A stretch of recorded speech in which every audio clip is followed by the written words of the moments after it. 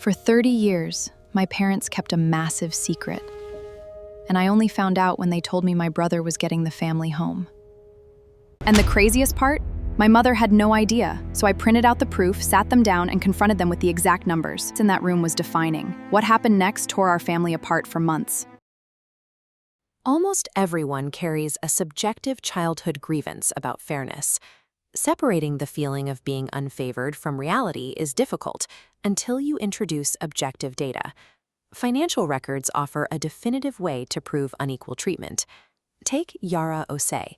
By her early 30s, she had built a stable, successful career as a financial analyst. She paid for her own state college education through scholarships and jobs, graduating debt-free, entirely without any structural financial support from her parents. Her older brother Marcus experienced a different standard. He received a car at 16. He was provided private SAT tutoring. When he chose a private university over a fully funded state school, their parents paid the difference without hesitation. Conversely, Yara received none of these investments. By his mid-30s, Marcus had started and failed 2 separate businesses, both subsidized by his parents. He carried significant debt from a divorce and had moved back into the family home, living at their expense for nearly 3 years. These targeted financial injections, from the early cars to the mid-career bailouts, represented a significant structural head start for Marcus. Over 3 decades, the sheer volume of this one-sided support created a capital divide that existed independently of their individual professional efforts.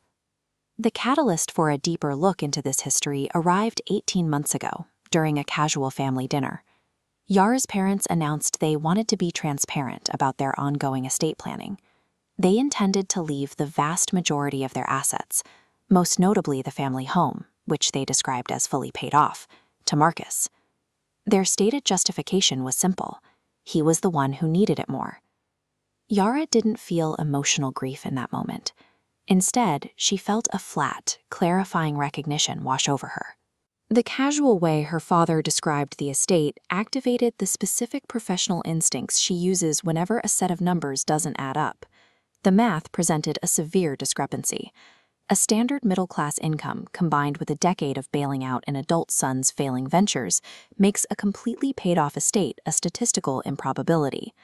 Emotional family narratives often rely on unverified claims to keep the peace, but a questionable balance sheet demands a formal audit to separate spoken intentions from financial reality. A personal financial audit begins with the known variables. Yara started by estimating the baseline value of the family home and reviewing the retirement accounts she knew existed from previous family discussions.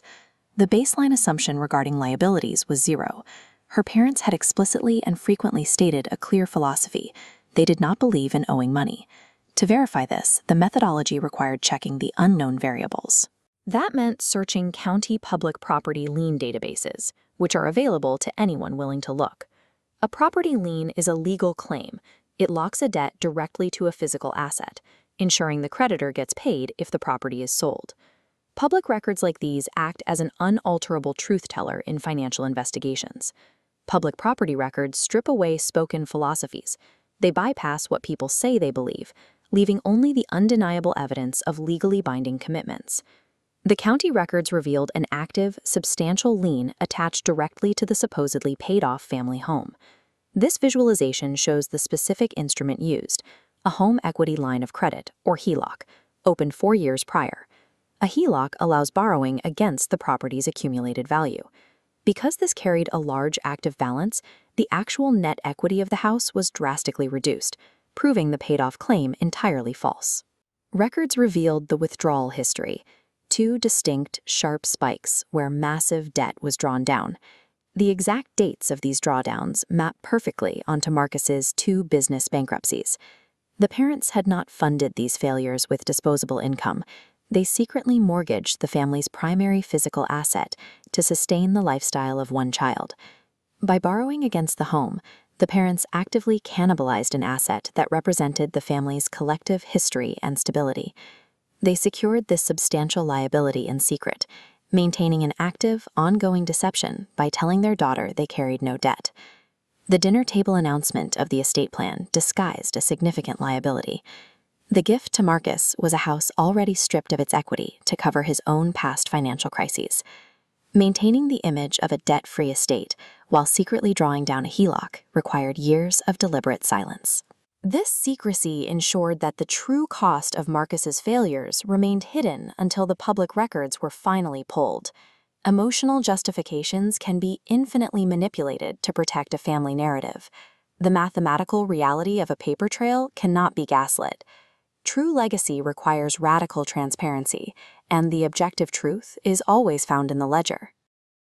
When parents sit down to divide an estate, the math often bends to a familiar logic. One sibling gets a larger share simply because they need it more over the preceding decades. If you try to argue against this kind of deeply ingrained family dynamic using emotional appeals or demands for fairness, you will lose. The family system is designed to dismiss those grievances as sibling rivalry or entitlement. So instead of having an argument about feelings, I spent a week acting as a forensic accountant investigating my own parents. I needed a complete picture of the estate as it actually stood. To defeat a comfortable family fiction, you have to abandon emotional logic completely. You must use objective, unarguable data as your leverage. I started pulling every public and semi-public data source available. By running business credit searches and finding property filings, I bypassed the family secrecy entirely. This bar chart represents the home's gross value. First, the home equity line. Then, defaulted corporate loans my father co-signed. Adding 3 years of Marcus's carrying costs, he had already consumed 50% of the home's total value. The inheritance my parents were promising wasn't a future asset, it was a history of past consumption. The official estate plan was no longer mathematically possible. Armed with this information, I requested a sit-down with both my parents in their living room.